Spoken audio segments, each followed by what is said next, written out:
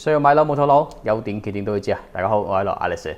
中山首個細戶型嘅4代住宅咧，準備開賣喎。89平方做4房，南北通，仲有獨立電梯位。另外咧，就有109同埋1193個面積電嘅。咁嘅面積細，總價咧就肯定低嘅。所以咧，今日大家嚟認識下，做下測評。火炬區首個4代住宅呢個位置喺邊呢？就喺博愛7路，亦即係遠洋新天地華虹景業軒往東3公里。呢一個位置呢，其實都係屬於雅居樂海欣新成片區嚟嘅。今集視頻呢，就介紹下戶型圖、周圍環境同埋配套。樓盤呢，屬於火炬區國企建發集團自己打造嘅，亦就係大家有聽講過嘅建發越秀君悅洗二。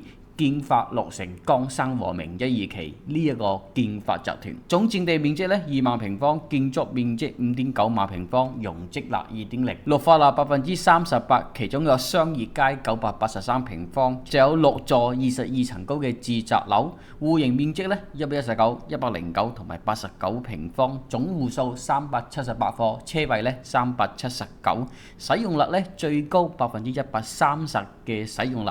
精裝修交樓，交樓時間咧就要去到2028年嘅3月份。從效果圖可以睇到咧，樓宇咧係一個 Y 字形嘅設計，兩梯3伙。呢個設計咧係區別於其他4代住宅嘅，因為喺度賣緊嘅4代住宅咧就係一字樓就只有左右2伙。相比於常規嘅樓盤 Y 字形設計咧，可以做到3個戶型都可以最大限度咧有景觀開揚。左右兩邊咧係109同埋119平方，中間就89平方戶型。依家咧正喺度建設當中，售樓部同埋樣板房咧要等到8月份先開放，所以咧資料咧比較有限。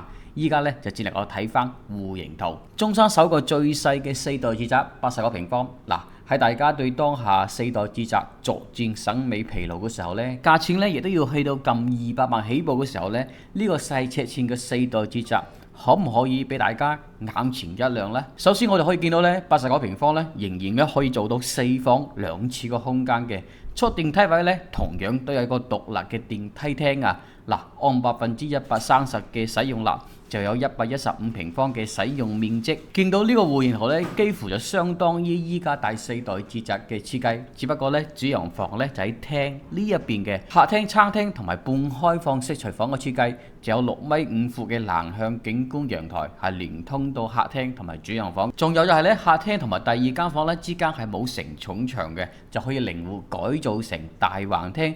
主陽房同埋第3間房咧係有270度嘅大轉角窗。第4間房見到咧就應該唔係太大啦。對於唔需要太大面積、太高總價嘅客戶嚟講咧，又想享受4代住宅小戶型嘅設計咧，的確咧係低門檻。第2個戶型109平方4房2廁就更加相同於依家常規戶型嘅設計嘅。南北通，南邊咧係陽台，北邊就係落地窗。同樣啦，出電梯位有獨立空間，130%嘅使用率咧就有141平方嘅使用面積。入戶花園入門咧係第1間房，咁第2間房同埋客廳之間咧其實冇承重牆，就可以靈活改造成大橫廳啦。就有7米 L 型嘅大陽台。第2同埋第3間房包括主陽房咧都係向南嘅。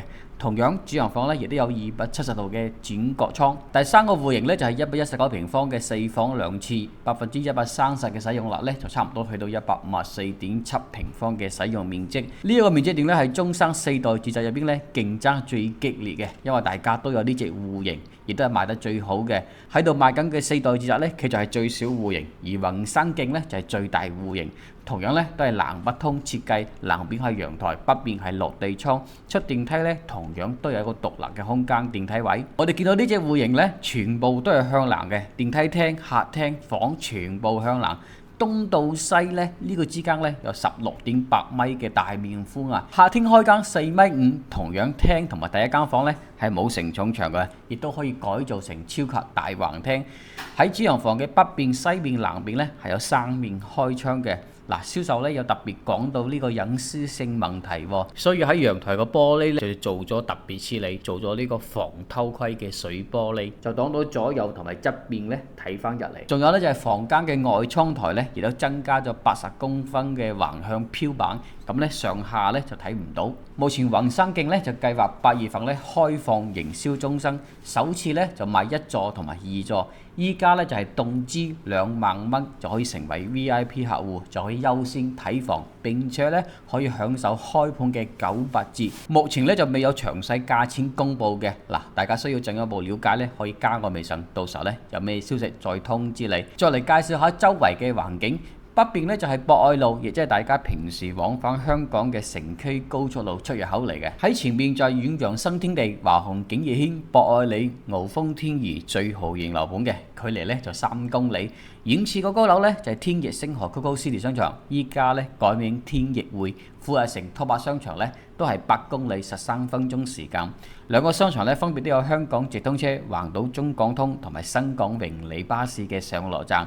另一個商場咧就博愛6路東區遠洋大勝新都會，同樣咧亦都有香港直通車、新港榮利巴士嘅上落站，就10公里13分鐘時間。喺旁邊咧就係博覽中心。如果大家唔想坐香港直通巴士咧，可以坐直達巴士咧到深圳前海灣地鐵站，18蚊。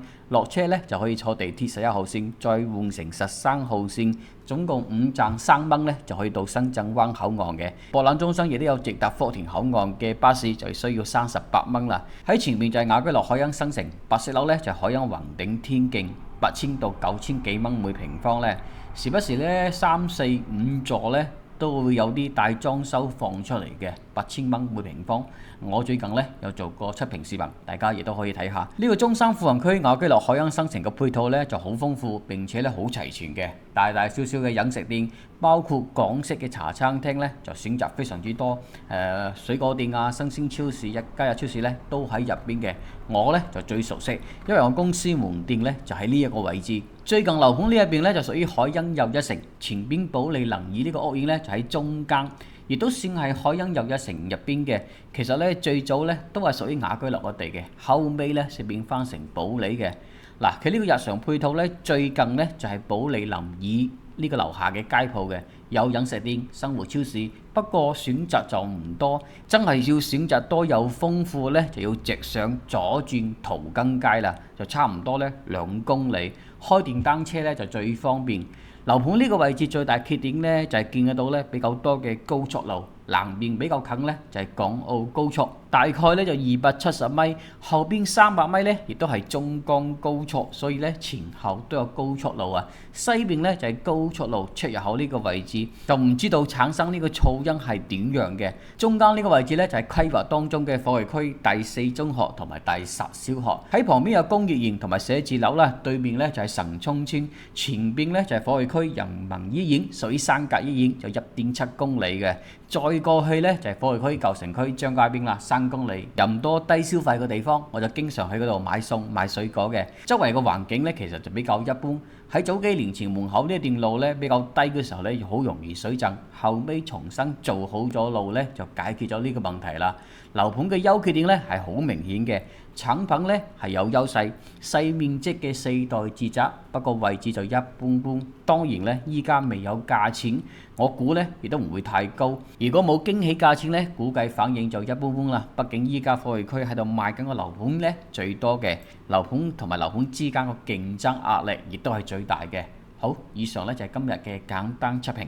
好，大家想了解中山之海，包括成個大灣區樓盤，無論新樓盤定二手樓咧，都可以幫到你嘅。需要更詳細嘅樓盤情況以及優缺點咧，可以加我微信或者 WhatsApp。想睇樓咧，可以接送大家過嚟實地考察，了解對比之後，慢慢再做選擇。關注定義我，睇樓買樓冇套路。